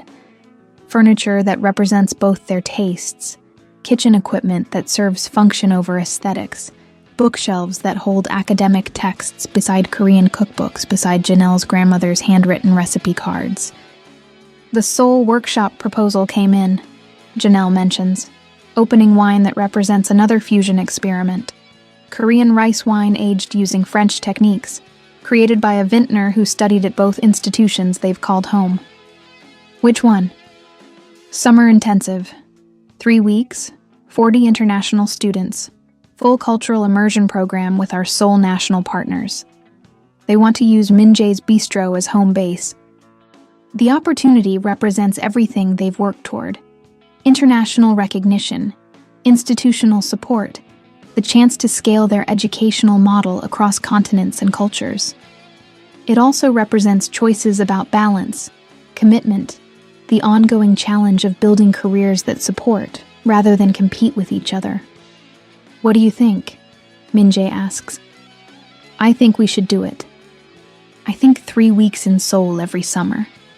Maintaining connections with the place where we figured out how to be real with each other. Sounds like exactly the kind of life I want to build. Even with jet lag, language barriers, the logistical nightmare of coordinating programs across 12 time zones. Especially with all that. Easy doesn't teach you anything. Complicated makes you stronger, more creative, more intentional about what you're creating together. They eat their experimental meal in comfortable silence, each dish representing successful risk-taking, willingness to fail in pursuit of something better than safe choices would produce. The sweet potato soufflé is revelation. Familiar comfort elevated through techniques that honor multiple traditions without overwhelming any of them. We're getting good at this, Min-jae observes.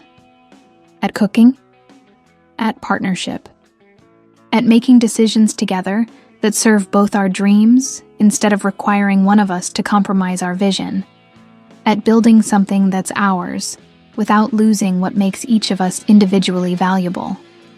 Janelle considers this assessment while savoring the complex flavors of their dessert creation. What's next? Next? For us, for the program, for whatever we're building together. Min-jae stands and moves to the window that overlooks Chicago's skyline, the city lights beginning their evening performance against the autumn darkness. More students, more partnerships, more opportunities to prove that education works best when it engages hearts and hands along with minds. And personally, he returns to the table, reaching for her hand. A house with a proper garden where we can grow ingredients for both Korean and Southern cooking. Maybe adopting children who need families that understand what it means to bridge cultures. Definitely growing old together while arguing about recipe modifications and teaching methods, and whether gochujang improves everything or just most things. The vision he describes sounds less like fantasy than like inevitability. Natural progression of partnership that's been tested through vulnerability, stress, geographical transitions, and the daily reality of two strong-willed people choosing cooperation over competition. That sounds perfect, Janelle says. Challenging and messy and complicated and perfect. What about you? What's next on your list? A book. About food and healing, cultural fusion and personal transformation. The difference between integration and appropriation.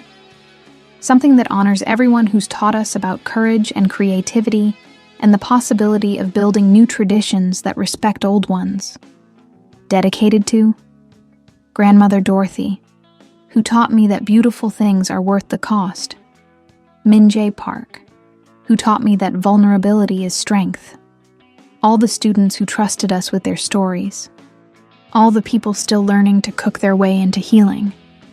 The dedication sounds less like gratitude than like promise. Commitment to continue the work they've started, to honor the community they've built, to remain worthy of the trust people place in them when they share family recipes and personal failures, and dreams that feel too fragile to voice. They clean the kitchen together with practiced efficiency, their movements synchronized by months of collaboration. Outside, Chicago settles into its Sunday evening rhythm, but inside their temporary home, two people are discovering that some experiments succeed beyond their creators' wildest hopes. The center's Monday morning schedule includes 3 classes, 2 community workshops, and a planning meeting for the Summer Soul Intensive. But tonight, there's wine to finish, stories to share, and the quiet satisfaction of choosing love that requires daily work over convenience that demands nothing. Short menu Sundays, Min-jae says, raising his glass in their weekly toast. Simple ingredients, complex flavors, Janelle responds, clicking her glass against his. The sound echoes through their kitchen like promise, like prayer, like the beginning of another week of building something beautiful together, one carefully chosen ingredient at a time. 1 year later, Janelle stands in the Seoul National University lecture hall, where she first presented the Table, Memory, and Word proposal. But today, the room overflows with international educators, food writers, and students whose lives have been transformed by programs modeled on their original experiment. The annual symposium has drawn participants from 30 countries, each sharing innovations in experiential learning that bridges cultural understanding with personal healing. But the most significant presence in the room isn't a distinguished academic or celebrated chef. It's Dorothy Johnson Peterson, age 78, Janelle's great-aunt who raised her after her grandmother's death, sitting in the front row with a smile that suggests pride mixed with amused bewilderment at finding herself at an international academic conference. "When my great-niece called to invite me to South Korea," Dorothy says during the opening panel, her voice carrying easily across the packed auditorium, "I thought she'd lost her mind. Aunt Dot," she said, "I want you to see what Grandma's sweet potato recipe has accomplished." I figured she meant a nice dinner party. I didn't expect all this. The laughter that ripples through the audience is warm, inclusive, the kind that recognizes truth-telling over academic pretension. Dorothy's presence represents something essential about their program's philosophy, the understanding that wisdom often lives in unexpected places, that honoring family knowledge doesn't require professionalizing it. Min-jae joins Janelle on stage for their joint presentation, their comfort with public partnership reflecting the year they've spent learning to navigate two careers, two cultures, and the daily negotiations of marriage between equals who are still discovering each other. "Love as practice," Janelle begins, echoing the symposium's theme, "isn't just about romantic relationships. It's about the daily choice to see potential in people and situations that others might dismiss. It's about creating communities where vulnerability becomes strength, where sharing stories becomes healing, where cooking together becomes connection." In Korean culture, Min-jae adds, there's a concept called jong, emotional bonds that develop through shared experiences, mutual care, the gradual building of trust through small, consistent actions. Our program works because it creates conditions for jong to develop between people who might never have found common ground otherwise. They click through slides showing student work from their Chicago Center, the Summer Soul Intensives, satellite programs now operating in São Paulo, Montreal, and Melbourne. Each image represents lives changed through the simple revolutionary act of sharing family recipes with strangers who become community. But the presentation's emotional center comes when they invite Dorothy to join them on stage. "Mrs. Johnson," Janelle says formally, then breaks into a grin. "Aunt Dot, would you tell everyone about the cardamom?" Dorothy approaches the microphone with the confidence of a woman who's raised children, survived economic hardship, and learned not to be intimidated by fancy environments. "That cardamom," she says, shaking her head with fond exasperation. "My mama bought that spice with grocery money she couldn't afford to spend, then felt guilty every time she used it because it seemed too good for people like us." The auditorium falls silent, recognizing the universal story beneath the specific details. The way shame about economic status gets internalized, how pleasure becomes complicated by class consciousness, how family recipes carry emotional archaeology along with flavor profiles. "But she couldn't help herself," Dorothy continues. "That cardamom made her sweet potatoes taste like celebration instead of survival. And now look." She gestures toward the room full of international educators. Her secret spice is being discussed in universities on 4 continents. If that's not vindication, I don't know what is. The applause is sustained, emotional, recognizing not just Dorothy's story, but every family recipe that has bridged survival and beauty, necessity and joy, tradition and innovation. During the afternoon break, Janelle walks through Seoul's autumn streets with her aunt, showing her the neighborhood where the original bistro experiment took place, the market where she and Min-jae first shopped together, the coffee shops where students gathered to process their emotional excavations. "You happy, baby girl?" Dorothy asks, as they pause outside Min-jae's old bistro, now run by Ji-hoon as an official partner location of their educational network. "Yes," Janelle says without hesitation. "Not perfect, not uncomplicated, but happy in ways I didn't know were possible when I first came to Seoul." "Good. Happiness that comes easy don't teach you nothing. Happiness you have to work for. That's worth keeping." The observation encapsulates everything Janelle has learned about love at 40-something, about building partnerships that honor individual growth while creating collective strength. Easy love would have meant settling for convenience, security without challenge, comfort without growth. Working for happiness has meant accepting uncertainty, choosing vulnerability, building something together that requires daily attention and care. That evening's dinner showcases the fusion techniques their programs have developed. Not Korean-American food or Korean-influenced American food, but entirely new cuisine that honors multiple traditions while creating something unprecedented. The meal serves as practical demonstration of their educational philosophy. Integration that strengthens rather than dilutes. Innovation that respects history while creating new possibilities. The guests include former students who now teach their own versions of experiential cultural education, food writers documenting the intersection of cuisine and social justice, university administrators seeking to replicate programs that prove learning happens best when it engages hearts and hands along with minds. But the table's warmest moment comes when Dorothy raises her glass in a toast. "To my great niece and her husband," she says, her voice carrying across the restaurant, "who taught an old woman that family recipes are meant to be shared, that love grows stronger when it includes more people, and that some mistakes, like traveling halfway around the world to teach strangers how to cook, turn out to be the best decisions you ever made."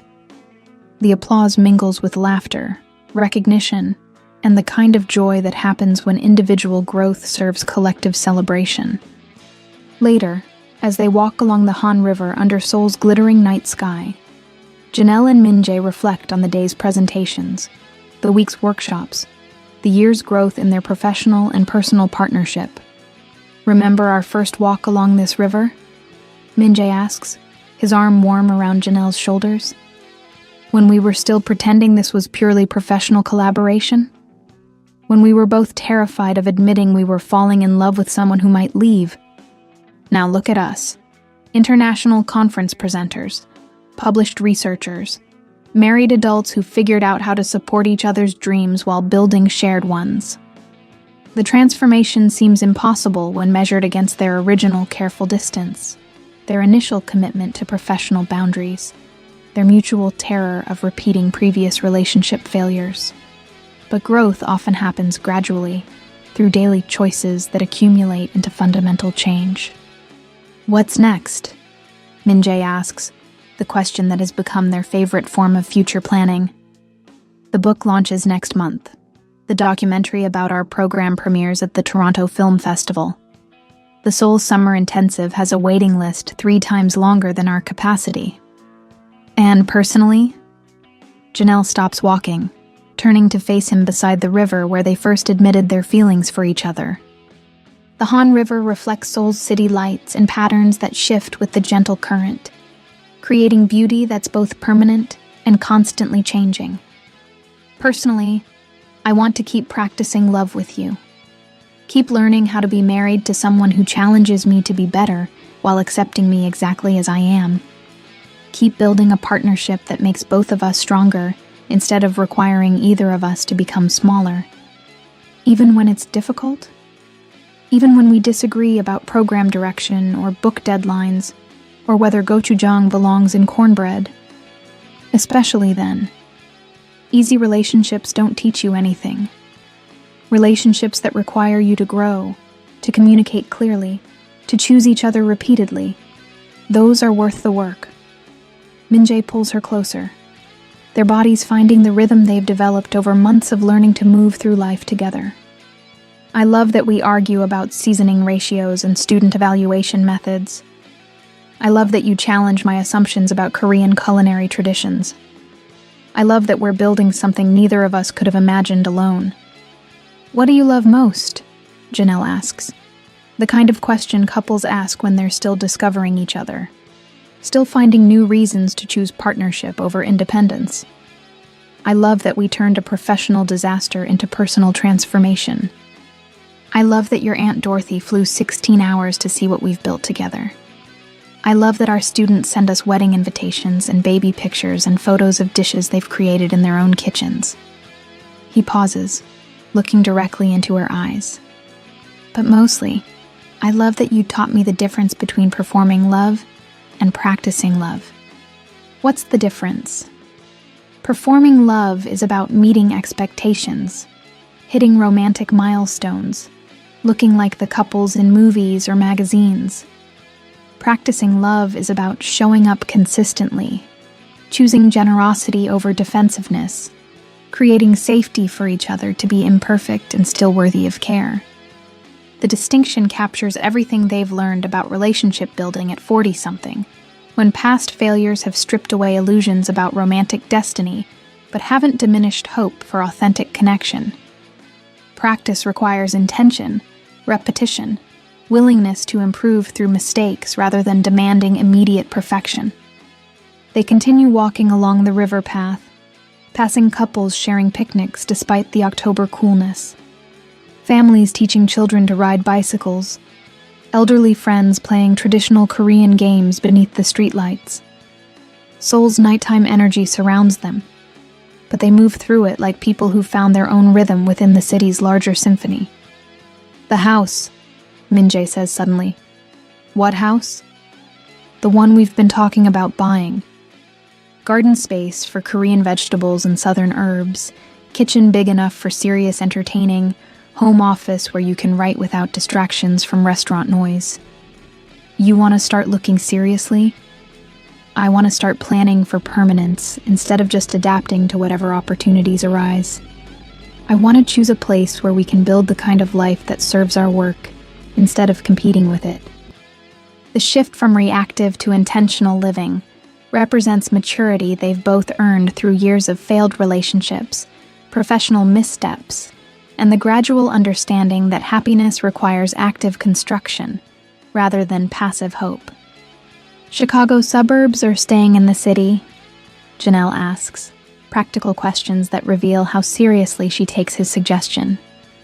Whatever gives us the best foundation for the work we're doing together. Community access, transportation to universities and food suppliers, space that accommodates both solitude and hospitality. Sounds perfect, challenging and expensive, and completely worth the investment. They've reached the section of Riverbank where they first cooked together, where students still gather for evening programs, where their professional partnership transformed into personal commitment.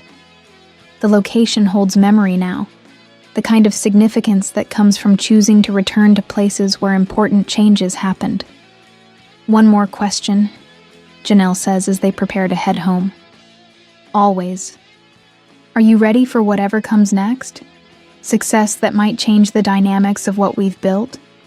Attention that might commercialize our approach? Growth that might require choices we haven't had to make yet? Are you asking if I'm ready to practice love under pressure? If our partnership can survive public scrutiny, financial opportunities, the temptation to prioritize professional advancement over personal connection? That's exactly what I'm asking. Min-jae is quiet for a long moment, watching Seoul's reflected lights dance on the Han River's surface. I think the practice itself prepares us.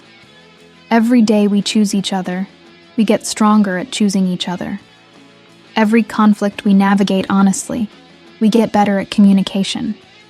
Every success we share without competing, we prove that partnership can enhance rather than threaten individual achievement. So yes. I'm ready for whatever comes next, as long as we face it together. The walk home takes them through neighborhoods that have become familiar, past restaurants where they've celebrated program milestones, convenience stores where they buy ingredients for late-night cooking experiments, coffee shops where they've planned lessons and argued about pedagogical approaches, and learned to disagree without damaging their underlying affection. Seoul has become home in ways neither expected when they first met in a bistro kitchen. Two damaged people carrying professional competence and personal wounds in equal measure. Now the city represents transformation, the place where they learned that healing happens in community, that love requires practice. that some risks are worth taking regardless of guarantees about outcome. Their apartment building comes into view, modern architecture that houses traditional values, choosing each other daily, creating beauty from available ingredients, practicing love with the same intentionality they bring to teaching, cooking, and building programs that change lives one family recipe at a time. "Thank you," Janelle says as they climb the stairs to their floor. "For what?" "For being willing to practice with me. For choosing growth over comfort, partnership over independence, love that requires work over convenience that demands nothing." "Thank you," Min-jae responds, "for teaching me that vulnerability is strength, that sharing your story makes you more powerful, that some forms of nourishment can't be planned or controlled, only received with gratitude when they appear." The conversation ends with gentle kisses and the quiet satisfaction of another day spent building something beautiful together. Tomorrow will bring new challenges, new opportunities, new chances to practice the love they've learned to create, rather than simply stumble into. But tonight, there's wine to share, stories to exchange, and the extraordinary ordinariness of two people who found their way home to each other, one carefully chosen ingredient at a time. Epilogue. 5 years later, the wedding takes place in their Chicago backyard garden, where Korean perilla grows beside southern collard greens, where cardamom plants thrive next to gochujang peppers, where fusion happens naturally rather than artificially. It's their second wedding. The first was a courthouse ceremony for legal purposes, practical and efficient and completely lacking in romance. This ceremony celebrates 5 years of successful partnership, the kind of commitment that's been tested through daily life rather than promised in hypothetical future. Dorothy, now 83, sits in the front row wearing a hanbok that Min-jae's grandmother sent from Seoul, cultural exchange made tangible through fabric and ceremony. Ji-hoon, now running 3 restaurants in Seoul's growing food scene, serves as Min-jae's best man. Doctor. Sarah Kim, surprisingly, has become one of Janelle's closest friends. Their initial professional tension transformed into mutual respect and genuine affection. The vows they exchange are practical rather than romantic, acknowledging what they've learned about love through practice rather than theory. "I promise to keep choosing you," Janelle says, "even when you leave dishes in the sink, even when you question my cornbread techniques, even when success makes our lives more complicated rather than easier. I promise to keep growing with you," Min-jae responds. "To support your dreams without losing my own. To practice vulnerability without using it as weapon or shield. To build something together that serves the world rather than just ourselves." The reception features dishes created by their students from around the world. Fusion cuisine that honors tradition while creating new possibilities. Food that tells stories of courage and creativity, and the willingness to share family recipes with strangers who become community. But the evening's most meaningful moment comes when Dorothy stands to make a toast, her voice carrying across the garden filled with international guests. "My great-niece asked me what I've learned from watching her build this life with Min-jae," she says, raising her glass of Korean rice wine. "And I told her, I learned that love is like good cooking. It requires the best ingredients you can find, patience with the process, willingness to adjust seasoning as you go, and the understanding that some dishes improve with age." The applause is gentle, appreciative, the kind that recognizes wisdom earned through observation and experience rather than academic study. As evening settles over Chicago, as guests help clean dishes and share leftover food and exchange contact information for future collaborations, Janelle and Min-jae find themselves alone in their garden, surrounded by plants that represent their ongoing fusion experiment. "No regrets?" Min-jae asks, the question they've asked each other annually since that first uncertain decision to work together. "Only that it took us both so long to find each other," Janelle responds, the answer that's become their traditional response. What's next? More practice, more students, More opportunities to prove that healing happens in community, that love grows stronger when it includes other people, that some traditions are worth preserving exactly as they are, while others benefit from creative adaptation. And personally, Janelle looks around their garden, at soil enriched by compost from their kitchen scraps, at plants that represent multiple continents and cultural traditions, at space they've created for both solitude and hospitality. Personally, I want to keep building this life with you. Keep learning to practice love with the same intentionality we bring to teaching and cooking and creating programs that matter.